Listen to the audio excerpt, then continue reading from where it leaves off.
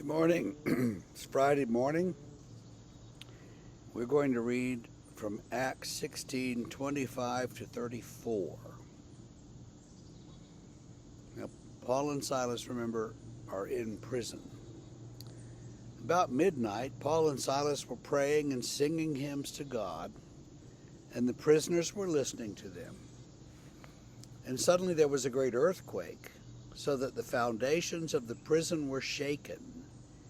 And immediately all the doors were opened, and everyone's bonds were unfastened. When the jailer woke and saw that the prison doors were opened, he drew his sword and was about to kill himself, supposing that the prisoners had escaped. But Paul cried out with a loud voice, "Do not harm yourself, we're all here." And the jailer called for lights and rushed in. And trembling with fear, he fell down before Paul and Silas.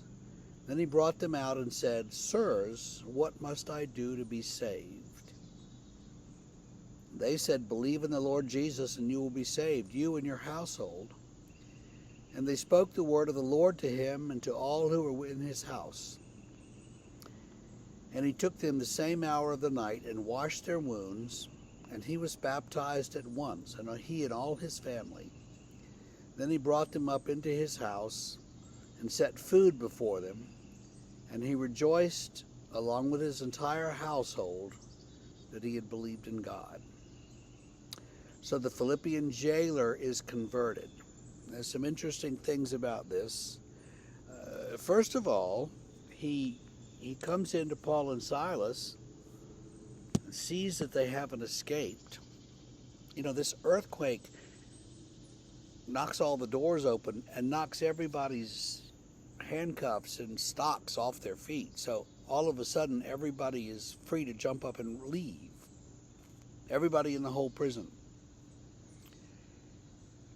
And nobody leaves, and Paul says, "No, don't kill yourself. We're all here, wait."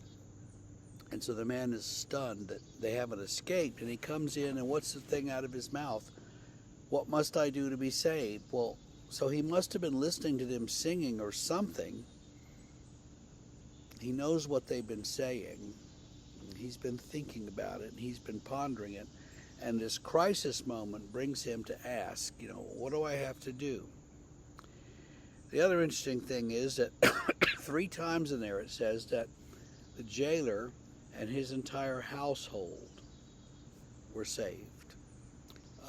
And again, we presume that that includes some children. And so we presume that the children were also baptized.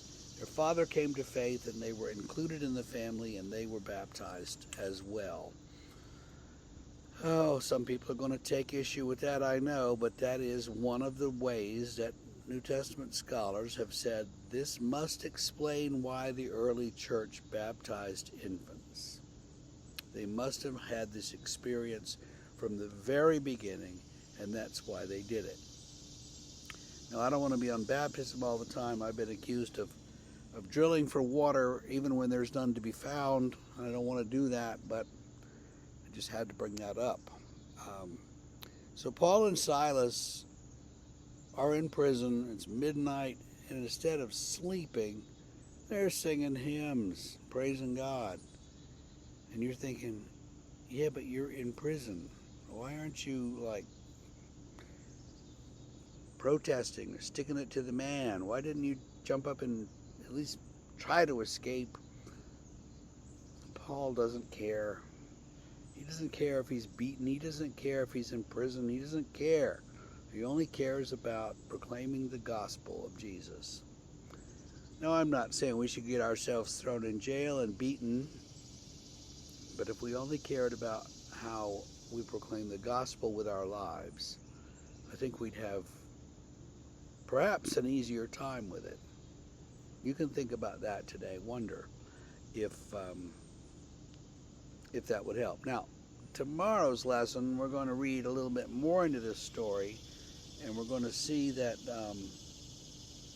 Paul doesn't just take whatever's given to him.